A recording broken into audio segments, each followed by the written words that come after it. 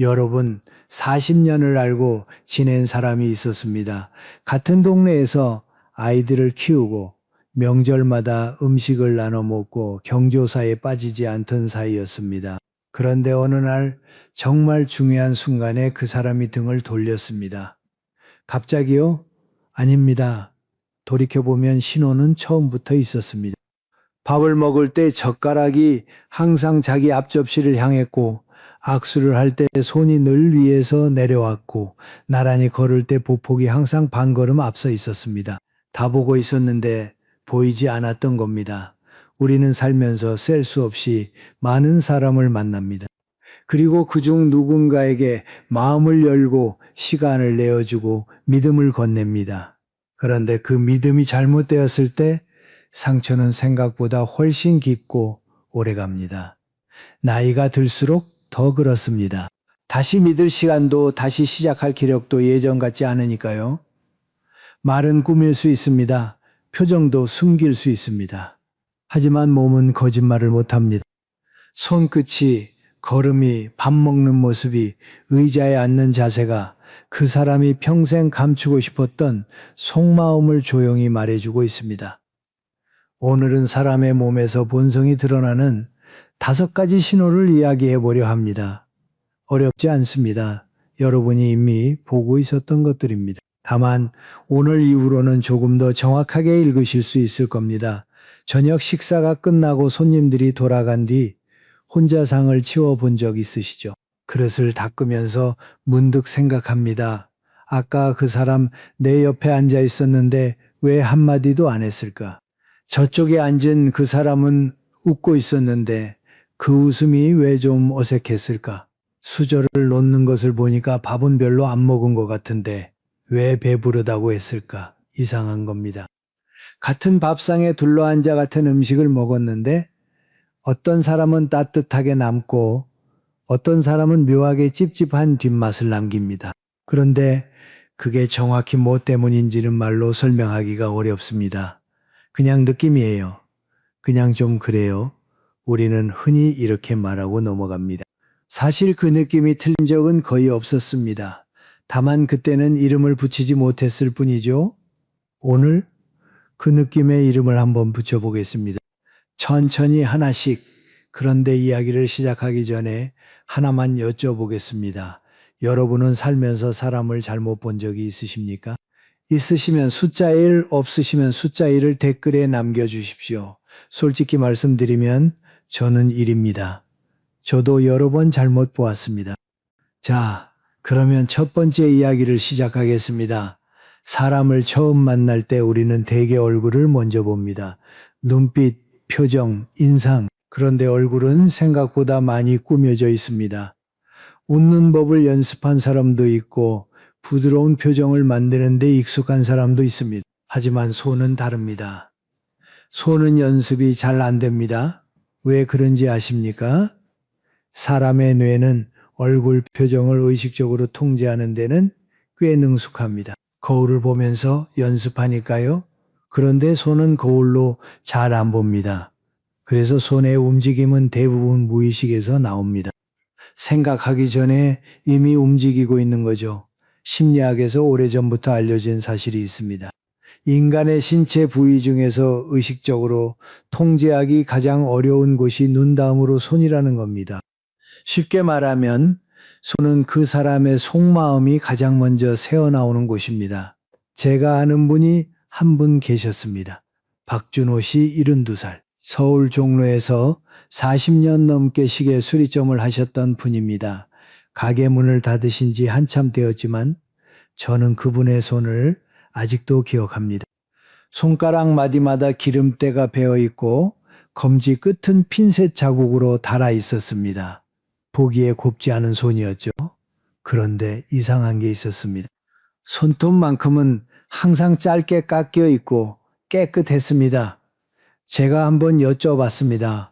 어르신 손은 이렇게 거친데 손톱은 왜 항상 그렇게 깔끔하십니까? 박준호 씨가 웃으면서 말씀하셨습니다.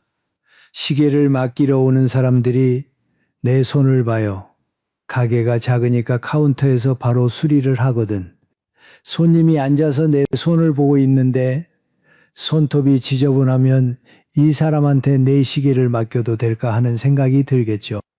내 손은 못생겼지만 더럽지는 않게 하자. 그게 내가 할 수 있는 예의야. 그 말이 오래 남았습니다. 손톱 하나에 예의가 들어있다. 사소한 것 같지만 사실은 전혀 사소하지 않습니다. 심리학에서도 비슷한 이야기를 합니다. 손톱을 포함해서 손끝의 작은 습관들. 예를 들어 깨끗하게 유지하는 사람인지 아니면 완전히 방치하는 사람인지를 보면 그 사람이 일상을 어떤 태도로 살고 있는지가 꽤 정확하게 드러난다는 겁니다. 물론 직업에 따라 손이 거칠 수는 있습니다. 그건 당연한 거죠. 중요한 건 거친 것과 방치한 것은 다르다는 점입니다. 박준호 씨의 손이 정확히 그 차이를 보여줍니다. 그리고 손에서 하나 더 봐야 할 것이 있습니다. 바로 악수입니다. 박준호 씨가 한 번은 이런 이야기를 해주셨습니다. 가게를 하면서 별의별 사람을 다 만났는데 악수를 하면 대충 알겠다라는 겁니다. 손을 내밀 때 자기 손등이 위로 오게 해서 상대방 손을 누르듯이 잡는 사람이 있어요. 이런 사람들은 대개 자기가 위에 있다는 걸 보여주고 싶은 거예요.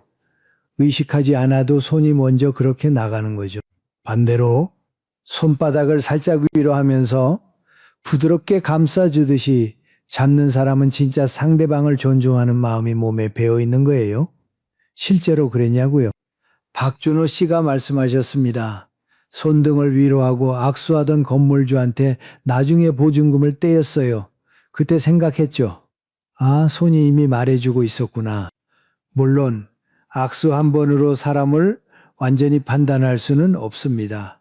하지만 한 가지는 확실합니다. 손은 그 사람이 무의식적으로 세상을 어떻게 대하는지를 보여줍니다. 위에서 누르는지, 나란히 잡는지, 부드럽게 감싸는지 이런 말이 있습니다. 손은 잠기지 않은 일기장이다. 누구나 읽을 수 있는데 정작 쓰고 있는 본인은 자기 손이 뭘 말하고 있는지 모릅니다. 다음에 누군가를 만나시면 얼굴보다 먼저 손을 한번 보십시오. 손톱이 어떤지, 악수가 어떤지, 대화하는 동안 손이 편안한지 불안한지. 그 조용한 손끝에 그 사람의 첫 번째 진실이 적혀 있을 겁니다. 그런데 손보다 더 정직한 곳이 있습니다. 바로 밥상입니다. 여러분, 사람의 본성이 가장 솔직하게 드러나는 곳이 어디라고 생각하십니까? 저는 밥상이라고 생각합니다. 이유는 간단합니다. 먹는 행동은 수십 년 동안 굳어진 본능이기 때문입니다.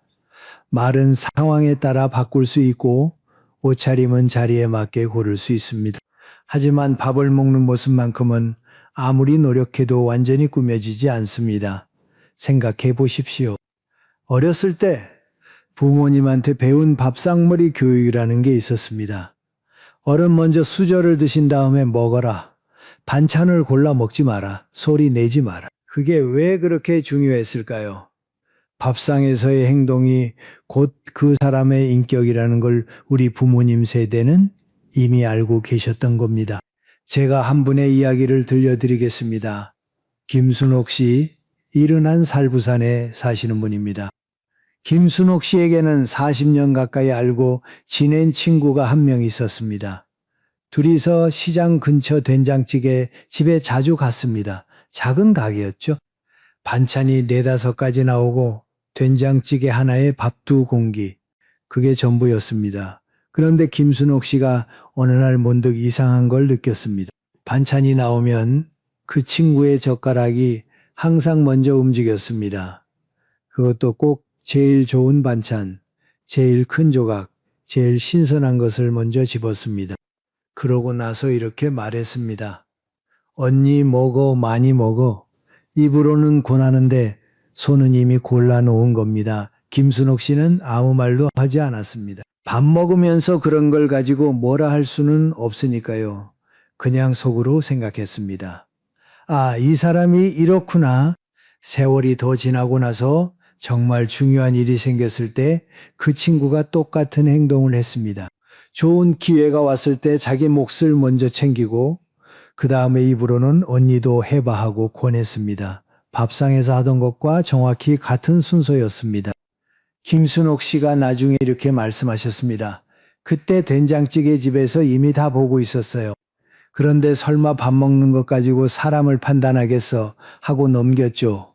지금 생각하면 밥상이 제일 정확했어요. 지금도 김순옥 씨는 그 된장찌개 집에 갑니다. 같은 자리에 앉아서 같은 메뉴를 시킵니다. 혼자요? 그런데 신기하게도 혼자 먹는 밥이 더 편하다고 하셨습니다. 밥상에서 봐야 할 것은 또 있습니다. 반찬이 하나 남았을 때 그 사람이 어떻게 하는지를 보십시오. 마지막 한 조각을 아무렇지 않게 집어먹는 사람이 있고 잠깐 멈칫하면서 상대방을 쳐다보는 사람이 있습니다. 그 찰나의 멈칫함. 별것 아닌 것 같지만 거기에 그 사람의 배려심이 전부 담겨 있습니다. 흔히 이런 말을 합니다. 잘 사주는 사람이 좋은 사람이다. 비싼 데 데려가주고 많이 시켜주고 내가 내게 하는 사람이 넉넉한 사람이다. 꼭 그렇지는 않습니다. 진짜 넉넉한 사람은 비싼 밥을 사주는 사람이 아니라 마지막 반찬 한 조각을 조용히 여러분 쪽으로 밀어주는 사람입니다. 아무 말 없이요. 그 작은 손짓에 그 사람의 진심이 들어 있습니다. 밥상은 거울과 같습니다. 얼굴을 비추는 거울이 아니라 마음을 비추는 거울. 작은 밥상 하나가 그 사람이 평생 어떻게 살아왔는지를 조용히 보여줍니다. 여러분, 오늘 저녁 밥상에서 한번 주위를 천천히 둘러보십시오. 함께 먹고 있는 그 사람의 젓가락이 어디를 향하고 있는지, 그 손이 무엇을 말하고 있는지 거기에 답이 있을 겁니다. 이 이야기가 여러분 마음에 조금이라도 닿으셨다면 구독 버튼 한번 눌러주십시오. 좋아요도 한번 눌러주시면 매주 이렇게 여러분과 마주 앉아 이야기를 나눌 수 있습니다. 그것만으로도 저에게는 큰 힘이 됩니다. 자, 이제 밥상을 떠나서 밖으로 나가 보겠습니다. 길 위에서 사람을 만날 때 우리가 무의식적으로 가장 먼저 보는 것이 무엇인지 아십니까? 걸음걸이입니다. 생각해 보시면 그렇습니다. 멀리서 누가 걸어오고 있으면 얼굴이 보이기 전에 걸음이 먼저 보입니다. 아, 저 사람 좀 급하구나. 저 사람은 어디가 불편한가 보다. 저 사람은 여유가 있네. 우리는 이미 걸음만 보고도 상당히 많은 것을 읽고 있습니다. 다만 그것을 의식하지 못할 뿐이죠. 걸음걸이는 거짓말을 못합니다. 이유가 있습니다. 걷는 동작은 대부분 자동화된 행동이기 때문입니다. 뇌가 일일이 명령하지 않아도 몸이 알아서 움직이는 거죠.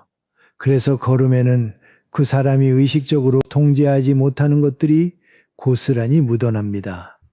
자존감, 불안, 조급함, 여유, 피로, 삶을 대하는 태도 전부 발끝에 실려 있습니다. 여러분, 아침에 공원에 가시면 걷고 있는 사람들을 한번 천천히 관찰해 보십시오. 같은 공원 같은 길인데 걷는 모습이 전부 다릅니다. 어떤 사람은 등이 곧고 시선이 앞을 향해 있습니다. 어떤 사람은 고개를 푹 숙이고 발끝만 보면서 걷습니다.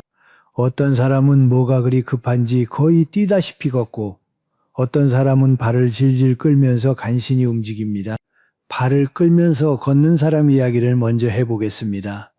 이런 걸음은 단순히 다리가 아파서 혹은 나이가 들어서 그런 것이 아닌 경우가 많습니다. 물론 신체적인 이유도 있을 수 있죠. 하지만 특별히 아픈 데가 없는데도 습관적으로 발을 끄는 사람들이 있습니다. 이런 걸음에는 무의식적인 메시지가 담겨 있습니다. 귀찮다. 굳이 안 해도 되지 않을까? 대충 해도 되겠지. 몸이 먼저 그 마음을 말하고 있는 겁니다. 이런 사람들을 가까이에서 오래 지켜보면 작은 일부터 자꾸 미루는 경향이 있습니다. 약속 시간에 늘 조금씩 늦고 중요한 순간에 한 발 빠지려 합니다. 처음에는 그냥 느긋한 성격이려니 하고 넘기게 됩니다. 그런데 시간이 지나면 함께 있는 사람이 점점 답답해지기 시작합니다. 그리고 정말 여러분에게 도움이 필요한 순간 이런 사람은 거의 확실하게 발을 뺍니다. 걸을 때부터 이미 발을 끌고 있었으니까요. 반대로 지나치게 빠르게 걷는 사람도 주의해서 보실 필요가 있습니다. 성격이 급한 거 아닌가 하고 넘길 수도 있지만 그 안에는 좀 더 깊은 것이 숨어 있습니다. 빠른 걸음 뒤에는 조급함이 있고 조급함 뒤에는 불안이 있습니다. 빨리 어딘가에 도착해야 한다는 강박, 지금 이 순간에 머무르는 것이 불편하다는 마음, 이런 사람들과 함께 있으면 대화도 빨라지고 판단도 즉흥적이 됩니다. 깊은 이야기를 나누기가 어렵습니다. 왜냐하면 이 사람은 항상 다음 장소, 다음 일, 다음 사람을 향해 걸어가고 있기 때문입니다. 지금 여기에 여러분 곁에 온전히 있지 않는 겁니다. 제가 아는 분이 한 분 계십니다. 이상철 씨, 75살 젊었을 때 군인이셨습니다. 군대에서는 걸음이 빨라야 살아남습니다. 이상철 씨도 평생 빠르게 걸으셨습니다. 어디를 가든 반걸음 앞서고 뒤돌아볼 일이 없었습니다. 그런데 3년 전에 무릎 수술을 받으셨습니다. 회복하면서 다시 걷기 시작했는데 예전처럼 빠르게 걸을 수가 없었습니다. 처음에는 답답하셨다고 합니다. 왜 이렇게 느리지? 나한테 왜 이러는 거야? 그런데 천천히 걷기 시작하면서 이상한 일이 생겼습니다. 전에는 보이지 않던 것들이 보이기 시작한 겁니다. 공원 벤치에 앉아있는 노부부, 산책하는 강아지, 길가에 핀 꽃, 바람 냄새. 30년을 걸었던 같은 길인데 전혀 다른 길이 된 것처럼 느껴졌다고 하셨습니다. 이상철 씨가 이런 말씀을 하셨습니다. 젊었을 때는 빨리 가야 한다고만 생각했어요. 늦으면 안 된다, 뒤처지면 안 된다. 그래서 항상 앞만 보고 걸었죠. 지금은 달라요. 천천히 걸으니까 오히려 더 정확한 곳에 도착하는 느낌이에요. 빨리 간 게 아니라 많이 지나친 거였더라고요. 이상철 씨는 지금도 매일 아침 공원을 걷습니다. 속도는 예전의 반도 안 됩니다. 그런데 신기한 건 집을 나서기 전에 꼭 구두를 닦으신다는 겁니다. 공원에 운동화를 신고 가도 될 텐데 왜 구두를 닦으시냐고 여쭤봤습니다. 그냥요. 밖에 나가는 건데 예의는 갖추고 나가야지요. 걸음이 느려진 사람이 오히려 더 단정해졌습니다. 속도가 줄었는데 품격은 올라간 겁니다. 걸음걸이는 글씨체와 비슷합니다. 급하게 쓴 글씨는 아무리 좋은 내용이어도 읽기가 힘듭니다. 반대로 천천히 또박또박 쓴 글씨는 한자 한자의 무게가 실립니다. 걷는 것도 마찬가지입니다. 빠르다고 좋은 게 아닙니다. 느리더라도 자기 걸음의 무게를 아는 사람이 결국 더 멀리, 더 바르게 갑니다. 잠깐 여기서 한 가지만 더 말씀드리겠습니다. 오늘 이 이야기를 들으시면서 다른 사람의 걸음만 관찰하지 마십시오. 여러분 자신의 걸음도 한번 돌아보십시오. 내가 요즘 발을 끌고 있지는 않은지, 어딘가를 향해 너무 급하게 걷고 있지는 않은지, 내 걸음이 지금 나에 대해 뭐라고 말하고 있을까? 한번 해보시는 건 어떨까요? 내일 아침 집을 나서면서 딱 10분만 의식적으로 걸어보십시오. 운동이 아닙니다. 내 발이 땅에 닿는 느낌, 내 보폭, 내 속도를 그냥 느껴보는 겁니다. 10분이 부담스러우시면 5분도 됩니다. 3분도 괜찮습니다. 그것만으로도 내 걸음이 나에 대해 말해주는 것이 들리기 시작할 겁니다. 자, 지금까지 손과 밥상과 걸음 이야기를 했습니다. 움직이는 것들이 신호였습니다. 이번에는 가만히 있을 때를 이야기해 보겠습니다. 앉아있는 모습, 이것도 사람을 읽는 아주 중요한 신호입니다. 여러분, 누군가와 마주 앉아 이야기를 나눌 때 그 사람이 어떻게 앉아 있는지를 유심히 보신 적이 있습니까? 대부분은 없으실 겁니다. 왜냐하면 우리는 상대방의 말에 집중하느라 몸은 잘 안 보거든요. 하지만 말은 고를 수 있어도 앉는 자세는 잘 골라지지 않습니다. 사람이 앉는 방식에는 그 사람이 지금 이 대화를 어떻게 생각하고 있는지, 상대방을 어떤 존재로 여기고 있는지가 그대로 드러납니다. 몸이 여러분 쪽으로 기울어져 있으면 관심이 있다는 뜻입니다. 반대로 몸이 살짝 문 쪽으로 돌아가 있으면 마음이 이미 밖에 나가 있다는 뜻이죠. 등을 깊이 기대고 팔짱을 끼고 있으면 마음의 문을 닫았다는 뜻일 수 있습니다. 의자 끝에 걸터 앉아 있으면 빨리 일어나고 싶다는 뜻일 수도 있고요. 이게 전부 무의식입니다. 본인도 모릅니다. 하지만 상대방은 느낍니다. 말로는 설명 못해도 이 사람이 지금 나한테 집중하고 있구나, 혹은 이 사람 마음이 여기에 없구나를 몸으로 느끼는 겁니다. 제가 정혜진 씨 이야기를 해드리겠습니다. 74살 서울에 사시는 분입니다. 정혜진 씨에게는 아들이 하나 있습니다. 39살 결혼해서 따로 살고 있습니다. 바쁜 사람이에요.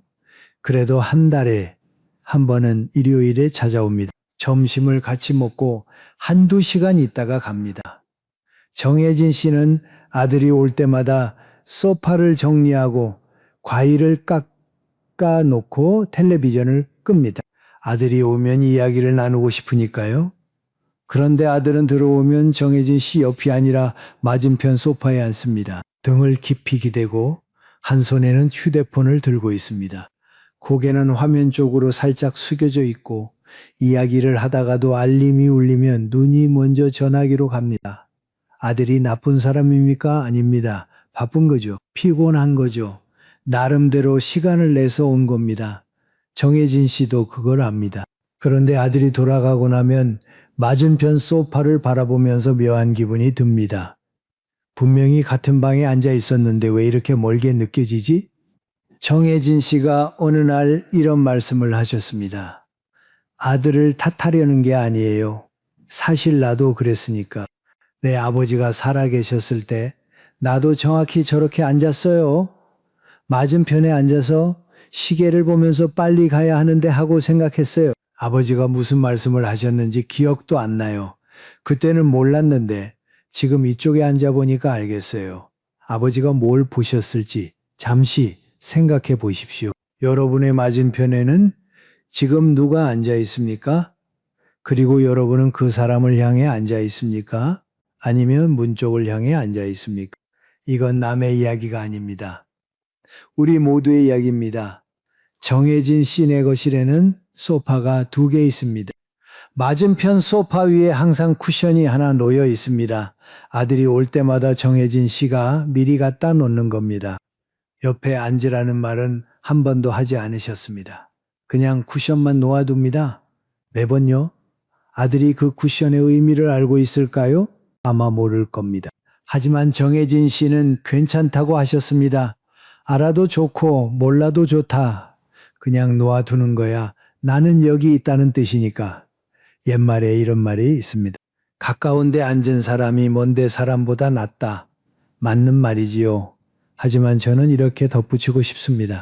가까이 앉아 있어도 마음이 멀면 가까운 게 아닙니다. 반대로 아무 말 없이 옆자리에 쿠션 하나를 놓아두는 것, 그것이 어쩌면 가장 가까운 거리일 수도 있습니다, 여러분. 다음에 누군가와 마주 앉을 때 한 번만 의식해 보십시오.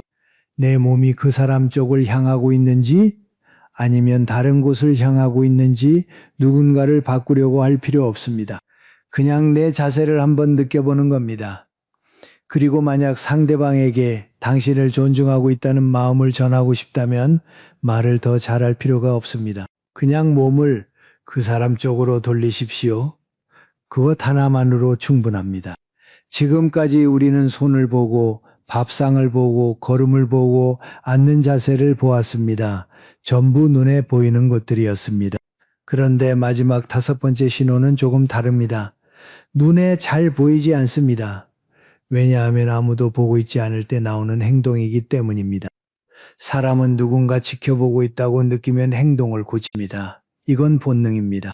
손님이 오면 집을 치우고 사진을 찍을 때 표정을 만들고 중요한 자리에서는 말을 가려 합니다. 당연한 거죠. 그런데 문제는 그렇게 고친 행동이 그 사람의 진짜 모습이 아니라는 겁니다. 진짜 모습은 아무도 안 볼 때 나옵니다. 혼자 있을 때 택배 상자를 어떻게 처리하는지, 식당에서 다 먹고 나갈 때 의자를 밀어넣는지 그냥 두고 가는지, 엘리베이터에서 뒤에 오는 사람을 보고도 닫힌 버튼을 누르는지 열린 버튼을 한 번 더 누르는지 이런 것들입니다. 하나하나는 정말 사소합니다. 그래서 대부분 그냥 넘어갑니다.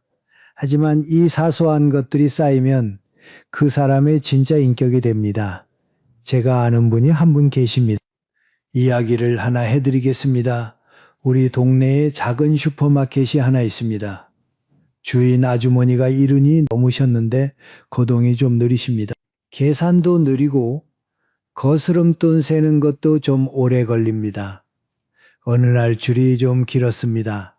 앞에 계산하던 분이 아주머니한테 이렇게 말했습니다. 아유, 좀 빨리 좀 해주세요.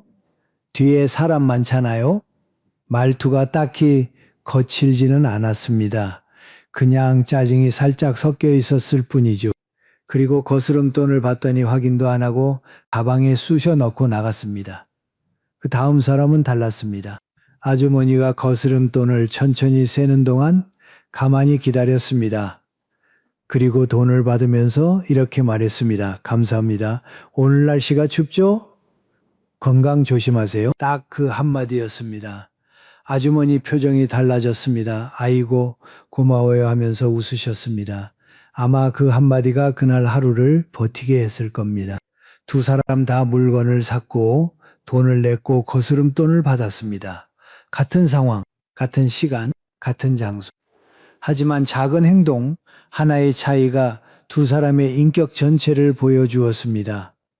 여기서 중요한 것은 이겁니다. 짜증을 낸 사람도 아마 회사에서는 잘 웃고 친구들 앞에서는 다정한 사람일 수 있습니다. 하지만 아무도 신경 쓰지 않는 동네 슈퍼에서 거동이 느린 할머니 앞에서 그 사람의 진짜 모습이 나온 겁니다. 사람의 본성을 가장 정확하게 보려면 화려한 자리가 아니라 아무도 보지 않는 자리를 보십시오. 옛날 어르신들이 이런 말씀을 하셨습니다. 그 사람이 어떤 사람인지 알고 싶으면 윗사람한테 어떻게 하는지를 보지 말고 아랫사람한테 어떻게 하는지를 보라. 정확한 말입니다. 여기서 한 걸음 더 나가겠습니다. 아랫사람보다 더 정확한 기준이 있습니다. 바로 자기한테 아무 도움이 안 되는 사람에게 어떻게 대하는지를 보는 것입니다. 도움이 될 사람에게는 누구나 잘합니다. 사장님, 선생님, 중요한 거래처, 이런 사람들 앞에서는 얼마든지 예의 바를 수 있습니다. 하지만 나한테 아무런 이익이 없는 사람, 다시는 안 만날 사람, 내가 잘해줘도 돌아올 게 없는 사람, 이런 사람 앞에서 어떻게 행동하는지가 그 사람의 진짜 크기입니다. 혹시 여러분 주변에 이런 분이 있지 않습니까? 중요한 사람 앞에서는 한없이 부드럽고 상냥한데 택시 기사님한테는 말이 짧아지고 아파트 경비원한테는 눈도 안 마주치는 사람. 이런 사람의 다정함은 다정함이 아닙니다. 계산입니다. 반대로 아무도 안 보는 데서도 의자를 밀어놓고 물을 잡아주고 감사합니다 한마디를 잊지 않는 사람. 이런 사람의 친절은 진짜입니다. 몸에 배어 있는 겁니다. 여러분은 어떠십니까? 이 질문은 남을 판단하라는 뜻이 아닙니다. 나를 돌아보라는 뜻입니다. 그리고 여기서 한 가지 중요한 이야기를 하고 싶습니다. 혹시 지금까지 듣고 계시면서 이런 생각이 드셨을 수 있습니다. 나도 저런 습관이 몇 개 있는 것 같은데 나도 걸을 때 발을 좀 끌었던 것 같고 밥 먹을 때 내 것부터 챙겼던 적이 있는 것 같고 아들 앞에서 내가 먼저 전화기를 받던 적이 있는 것 같은데 이러면 이미 늦은 걸까? 아닙니다. 절대 아닙니다. 그렇게 생각하신다면 한 가지만 기억해 주십시오. 알아차렸다는 것 자체가 이미 변화의 시작이라는 사실을요. 대부분의 사람들은 자기 습관을 알아차리지도 못합니다. 평생 발을 끌면서 걸으면서도 내가 발을 끌고 있다는 걸 모릅니다. 밥상에서 자기 것을 먼저 챙기면서도 내가 그러고 있다는 걸 의식하지 못합니다. 그런데 여러분은 지금 알아차리셨습니다. 그것만으로도 이미 반은 바뀐 겁니다. 사람의 뇌는 놀라운 능력이 있습니다. 신경가소성이라고 하는데요. 쉽게 말씀드리면 이렇습니다.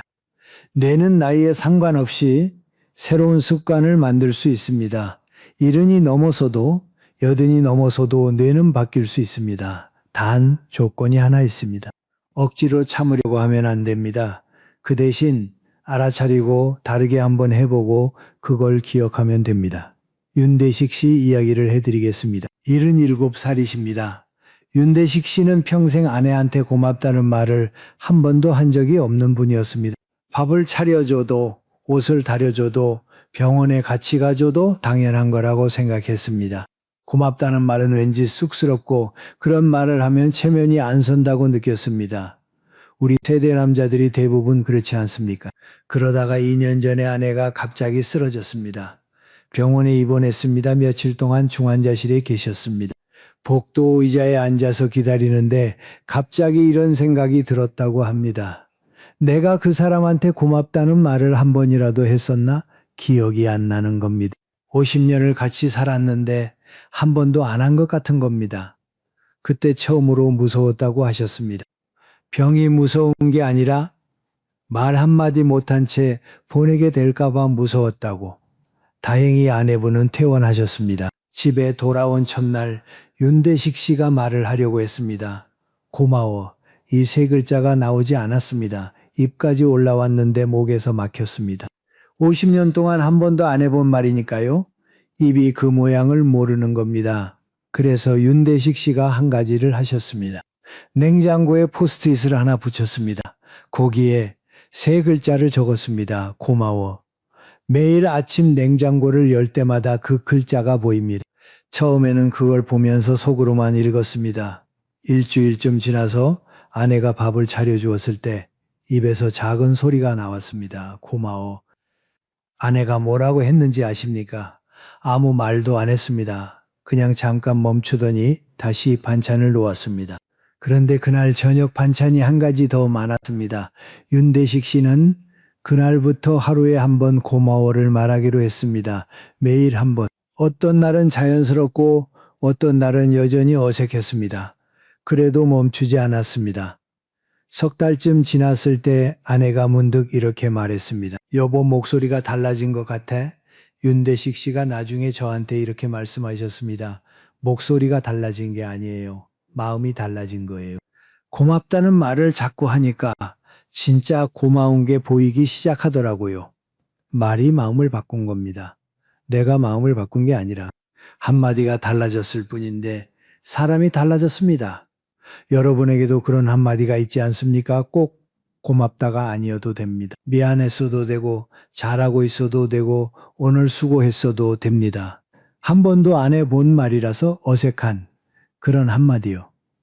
로마의 철학자 세네카는 매일 밤 잠들기 전에 하루를 돌아보는 습관이 있었다고 합니다. 오늘 내가 어떤 말을 했는지, 어떤 행동을 했는지, 고칠 것은 무엇인지. 2000년 전 사람이 매일 밤 그렇게 했습니다. 거창한 수련이 아니었습니다. 그냥 하루를 돌아본 겁니다. 여러분도 해보실 수 있습니다. 매일 밤 잠들기 전에 딱 한 가지만 떠올려 보십시오. 오늘 내가 한 작은 행동 중에 하나, 좋았든 아쉬웠든 상관없습니다. 판단하지 마십시오. 그냥 떠올리기만 하면 됩니다. 5분이면 됩니다. 3분도 괜찮습니다. 눈을 감고 오늘 하루를 한번 천천히 되감아 보는 겁니다. 이것은 잘못을 고치는 것이 아닙니다. 나를 만나는 것입니다. 오랫동안 바빠서 가족 챙기느라 살아내느라 미처 들여다보지 못했던 나 자신을 조용히 만나보는 시간입니다. 아까 손 이야기를 하면서 손은 잠기지 않은 일기장이라고 했습니다. 그렇다면 작은 행동은 그 일기장에 매일 한 줄씩 써지는 문장입니다.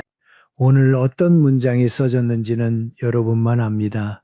그리고 내일 어떤 문장을 쓸지도 여러분만 정할 수 있습니다. 바꾸지 못할 것은 없습니다. 다만 바꾸려고 억지로 힘을 줄 필요는 없습니다. 알아차리면 됩니다. 알아차리고 한번 다르게 해보고 그걸 기억하면 됩니다. 그것이 쌓이면 사람은 바뀝니다. 77에도 바뀝니다. 80에도 바뀝니다. 자, 오늘 긴 이야기를 나눴습니다. 5가지 신호를 하나씩 되짚어 보겠습니다. 첫째, 손은 잠기지 않은 일기장입니다. 손톱의 상태, 악수의 각도, 대화 중 손의 움직임, 그 사람이 세상을 어떻게 대하고 있는지가 손글에 다 적혀 있습니다. 둘째, 밥상. 밥상은 마음을 비추는 거울입니다. 젓가락이 먼저 향하는 곳, 마지막 반찬 앞에서의 멈칫함, 비싼 밥을 사주는 것보다 반찬 한 조각을 조용히 밀어주는 손이 더 많은 것을 말해줍니다. 셋째, 걸음걸이. 걸음은 글씨체와 같습니다. 빠르다고 좋은 게 아니고 느리다고 나쁜 게 아닙니다. 자기 걸음의 무게를 아는 사람이 결국 가장 바른 곳에 도착합니다. 넷째, 앉는 자세. 가까이 앉아 있어도 마음이 멀면 가까운 게 아닙니다. 몸이 누구를 향하고 있는지를 말해줍니다. 때로는 아무 말 없이 옆자리에 쿠션 하나 놓아두는 것이 가장 가까운 거리입니다. 다섯째, 작은 행동. 아무도 보지 않을 때의 행동이 그 사람의 진짜 크기입니다. 그리고 그 작은 행동은 바꿀 수 있습니다. 알아차리고 한번 다르게 하고 기억하면 됩니다. 77에도 바뀝니다. 결국 사람을 보는 일은 마지막에는 나를 보는 일이 됩니다. 노자가 이런 말을 했습니다. 남을 아는 것은 지혜이고 나를 아는 것은 밝음이다. 사람을 잘 보는 것은 똑똑한 일입니다. 하지만 그보다 더 어렵고 더 귀한 일은 나 자신을 보는 것입니다. 오늘 이야기의 끝은 거기에 있습니다. 남의 손을 보고 남의 밥상을 보고 남의 걸음을 본 다음에 마지막으로 내 손을, 내 밥상을, 내 걸음을 한번 돌아보는 것. 그것이 오늘 이야기가 여러분께 드리고 싶었던 진짜 선물입니다. 여러분, 혹시 오늘 이야기를 들으시면서 떠오른 사람이 있으십니까? 아, 그 사람. 밥 먹을 때 그랬지. 악수할 때 그랬지. 걸을 때 그랬지. 이런 기억이 하나쯤은 떠오르셨을 겁니다. 그 이야기를 들려주십시오. 댓글로 남겨주시면 됩니다. 손을 보고 사람을 알아챈 적이 있다. 밥상에서 그 사람의 본성을 느꼈다. 걸음을 보고 뭔가 이상하다고 생각했는데 나중에 맞았다. 혹은 나 자신의 습관을 돌아보게 되었다. 어떤 이야기든 좋습니다. 여기는 누구도 판단하지 않는 곳입니다. 여러분이 살아온 세월에서 나온 이야기는 그 자체로 값진 겁니다. 그리고 여러분의 그 한마디가 지금 이 영상을 보고 있는 다른 누군가에게는 큰 위로가 될 수 있습니다. 같은 시대를 살아온 사람만이 줄 수 있는 위로가 있으니까요. 그리고 혹시 주변에 이 이야기를 들었으면 좋겠다 싶은 분이 계시면 보내주십시오. 오래된 친구에게, 함께 늙어가는 동네 이웃에게, 멀리 사는 형제에게 영상 하나를 보내는 것도 안부를 묻는 한 가지 방법입니다. 전화하기는 좀 그렇고 그냥 넘기기도 그렇고 그럴 때 이 영상 하나 보내시면 됩니다. 그것만으로 나는 여전히 당신을 생각하고 있다는 뜻이 전해질 겁니다. 오늘 긴 이야기를 들어주셨습니다. 고맙습니다. 여러분은 이미 사람을 볼 줄 아는 분들입니다. 수십 년을 살아오면서 셀 수 없이 많은 사람을 만나고 실망하고 또 믿어보고 때로는 상처받으면서 지금까지 오셨습니다. 오늘 제가 드린 이야기는 새로운 것이 아닙니다. 여러분이 이미 알고 계셨던 것에 이름을 붙여드린 것뿐입니다. 앞으로도 사람을 만나실 겁니다. 좋은 사람도 그렇지 않은 사람도 있을 겁니다. 다만 오늘 이후로는 조금 더 편안한 마음으로 보실 수 있기를 바랍니다. 판단하려고 애쓰지 않아도 됩니다. 그냥 보이는 대로 보시면 됩니다. 손이, 밥상이, 걸음이, 자세가, 작은 행동이 다 말해줄 테니까요. 그리고 가끔은 거울 대신 자기 손을 한번 들여다보십시오. 내 손이 오늘 무슨 이야기를 하고 있는지, 내 걸음이 어디를 향하고 있는지, 내 작은 행동들이 어떤 사람으로 나를 만들어가고 있는지. 다음에 또 찾아뵙겠습니다. 더 깊은 이야기, 더 따뜻한 이야기로 돌아오겠습니다. 여러분의 오늘 하루가 어제보다 한 뼘쯤 더 평안하시기를 바랍니다.